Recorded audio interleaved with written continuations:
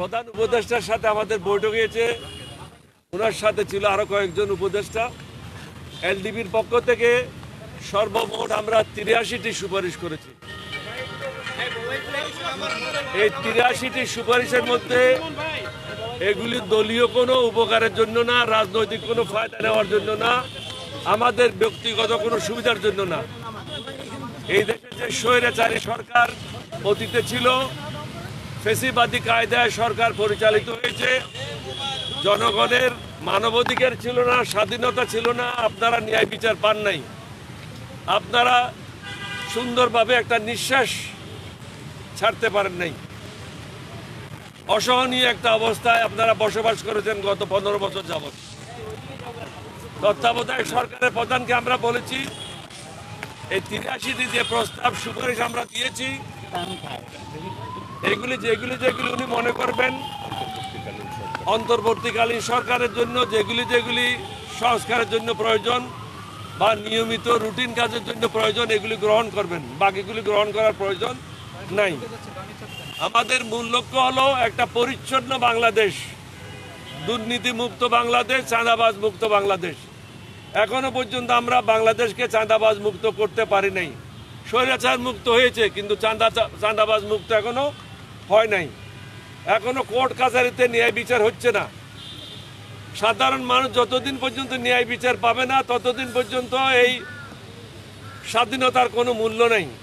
প্রত্যেকটা মানুষ বুঝতে হবে আমি একজন স্বাধীন দেশের নাগরিক। সেই বিবেচনায় রেখে আমরা ৮৩টা প্রস্তাব দিয়েছি। এই প্রস্তাবগুলির মধ্যে অনেকগুলি আপনাদের সাথে আমরা শেয়ার করেছি বিভিন্ন সময়। ৮ই আগস্ট একটা প্রেস কনফারেন্সের মাধ্যমে আমি ৩০টা প্রস্তাব দিয়েছিলাম সরকার, এই অন্তর্বর্তীকালীন সরকারকে, এবং ১৭ই আগস্ট ৩৮টি প্রস্তাব দিয়েছিলাম। আজকে প্রস্তাব দিয়েছি 15টি নতুনভাবে, সর্বমোট ৮৩টি প্রস্তাব। এই ৮৩টি প্রস্তাব ওনারা যদি ভালোভাবে গ্রহণ করেন, তাহলে একটা পরিচ্ছন্ন সরকার বাংলাদেশের সামনে আপনারা পাবেন। এখানে সাধারণ মানুষের দুঃখ দুর্দশা আর থাকবে না, দুর্নীতিমুক্ত বাংলাদেশ হবে। আমরা একটা জিনিস ওনাদেরকে বোঝানোর চেষ্টা করেছি যে কোনো অবস্থাতেই যে ইসলাম ধর্ম মানে না, যে মুসলমান কোরআন মানে না, যে মুসলমান আল্লাহকে মানে না, রসুলকে মানে না, তাকে ছাড় দেওয়ার কোনো কারণ নেই। সে দুর্নীতিবাজ, সে দেশদ্রোহী, সে জনগণের শত্রু, তার বিরুদ্ধে কঠোর ব্যবস্থা গ্রহণ করতে হবে। আওয়ামী লীগের ব্যাপারে আমরা বলেছি, সশস্ত্র বাহিনী শহীদ রাষ্ট্রপতি জিয়াউর রহমানের নেতৃত্বে আমি সর্বপ্রথম বিদ্রোহ করি। শেখ মুজিব বিদ্রোহ করে নাই, শেখ মুজিব স্বাধীনতা ঘোষণা করে নাই, শেখ মুজিব পাকিস্তানিদের হাতে আত্মসমর্পণ করেছিল। এটা আমার পিএইচডি বইতে রেকর্ডেড আছে, পাকিস্তানের মেজর সালেহ সিদ্দিকীর বইতে রেকর্ডেড আছে। সুতরাং জামাতকে যদি ছোট ছোট তুচ্ছ কারণের জন্য তাদের নিবন্ধন বাতিল করা যায়, আমাদের হাজার ছেলে মেয়েদেরকে হত্যা করার জন্য, 15 বছর আরো কয়েক হাজার গুম করার জন্য তাদেরটা কেন বাতিল হবে না? এটা বাতিল করা অত্যন্ত প্রয়োজন, কারণ না হলে আগামীতেও স্বৈরাচারের জন্ম বাংলাদেশে হবে।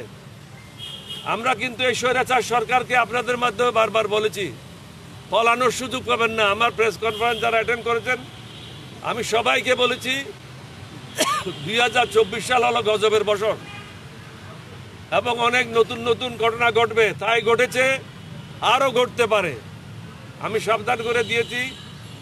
তত্ত্বাবধায়ক সরকার, অন্তর্বর্তীকালীন সরকারের প্রধানকেও বলেছি, আপনি এখনো বিপদমুক্ত নন। এখনো যারা ষড়যন্ত্রকারী, তারা ষড়যন্ত্র করে যাচ্ছে। যারা হাসিনার পদলেখী ছিল, তার লোটা উঠাইতো, তারা এখনো চাকরিচ্যুত হয় নাই। তাদের বিরুদ্ধে দুর্নীতির অভিযোগ নিয়ে কোনো তদন্ত শুরু হয় নাই। একজন লোককে শুধু এক জায়গা থেকে অন্য জায়গায় পদ বদলি করলে সমস্যার সমাধান হবে না। যারা প্রকৃতপক্ষে দোষী, দেশের শত্রু, জনগণের শত্রু, তাদেরকে জেলে নিক্ষেপ করতে হবে, তাদের বিরুদ্ধে কঠোর ব্যবস্থা নিতে হবে। তাহলেই এই দেশের মানুষ শান্তিতে ঘুমাইতে পারবে। এখন শান্তিতে ঘুমাইতে পারছে না। কালকেও গাড়িগুলি রাজনৈতিক নেতারা এক জায়গা থেকে এক জায়গায় নেওয়ার জন্য সাহায্য করেছে। শুধু আমি পত্রিকাতে বললাম, প্রেস রিলিজ দিলাম, এটা যথেষ্ট নয়। তাদেরকে ধরে দিতে হবে, পুলিশের কাছে হস্তান্তর করতে হবে। নাগরিক হিসাবে আমাদেরও কিছু দায়িত্ব রয়েছে। আমরা শুধু রাজনীতি করব, সুন্দর সুন্দর বক্তব্য রাখবো, মন্ত্রী হব, এমপি হব, এটা না। মনুষ্যত্ব আমরা হারিয়ে ফেলেছি, মনুষ্যত্ব ফিরে নিয়ে আসতে হবে। মনুষ্যত্ব যতদিন পর্যন্ত ফিরে না আসে, বাংলাদেশে কখনো শান্তি হবে না। আমাদের লক্ষ্য একটাই, একটা সুন্দর বাংলাদেশ গঠন করা। আমরা মুক্তিযোদ্ধা, আমরা ওই ধরনের শুধু ভারতে গিয়ে রিফিউজি ক্যাম্পে থেকে মুক্তিযুদ্ধ না, আমরা যুদ্ধ করে মুক্তিযোদ্ধা হয়েছি। সুতরাং এই দেশের জন্য আমাদের থেকে বেশি প্রেম কারো থাকতে পারে না, এই দেশের মানুষের জন্য আমাদের থেকে বেশি প্রেম কারো থাকতে পারে না। অবশ্যই কঠোর হস্তে দমন করতে হবে এবং আমরা বলেছি আমাদের পক্ষ থেকে সহযোগিতা থাকবে। তবে এটাও বলেছি পর্যায়ক্রমে ইউনিয়ন কাউন্সিলের নির্বাচন, পৌরসভার নির্বাচন, সিটি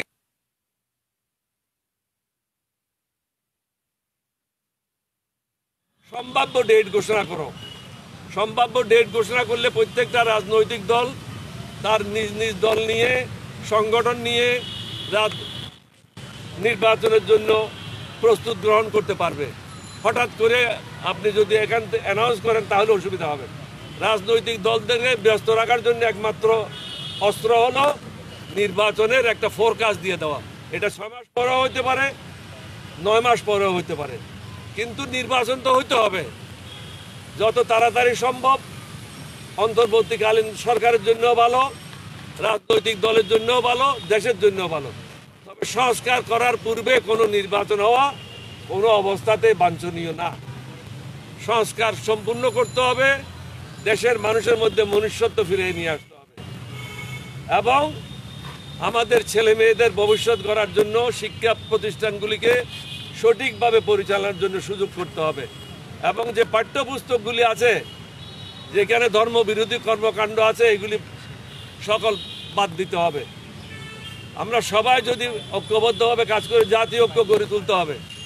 আমরা প্রত্যেকটা রাজনৈতিক দলকে অনুরোধ করব, নিজের দলের স্বার্থ ভুলে যান, ক্ষমতায় আসার কথা ভুলে যান, প্রধানমন্ত্রী হওয়ার কথা ভুলে যান, মন্ত্রী হওয়ার কথা, দেশের গরিব মানুষদের কথা বলেন। দেশের গরিব মানুষেরা কিভাবে বাঁচবে সেই কথাগুলি চিন্তা করে পরিকল্পনা করেন। আপনাদের সবাইকে ধন্যবাদ। বাংলাদেশ জিন্দাবাদ, এলডিপি জিন্দাবাদ। আসসালামু আলাইকুম ওয়া রাহমাতুল্লাহি ওয়া বারাকাতুহু।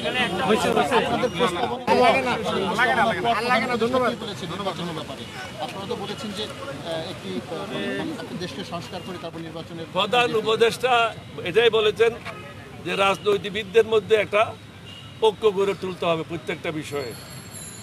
আমি উত্তর দিয়ে গেলাম, আপনি দক্ষিণ দিয়ে গেলেন, তাহলে তো দেশের সমস্যার সমাধান হবে না।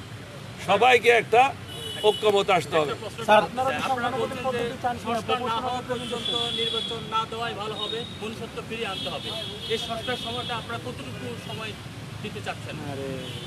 অনির্দিষ্টকালের জন্য তো হতে পারবে না, তাহলে সরকার চালাতে পারবে না। ওনারা যদি বেশি সময় নেয় তাদের পক্ষে সরকার পরিচালনা করা সম্ভব হবে না। কিছুর ব্যাপারে একটা রূপরেখা প্রদান করার জন্য আমরা বলেছি এবং আমরা বলেছি যে একটা নির্দিষ্ট সময় আপনারা যদি অ্যানাউন্স করে দেন 9 মাস পরে নির্বাচন হবে, তাহলে রাজনৈতিক দলগুলি তাদের কর্মকাণ্ড নিয়ে ব্যস্ত হয়ে যাবে, আপনাকে বিরক্ত করবে না। স্যার, আপনি বলেছেন যে আপনারা 15টি দাবি পেশ করেছেন, সেই 15টি দাবির উল্লেখযোগ্য 2-1টি দাবি যদি জনগণের উদ্দেশ্যে একটু বলেন। এই তো বললাম নির্বাচনের কথাগুলি বললাম।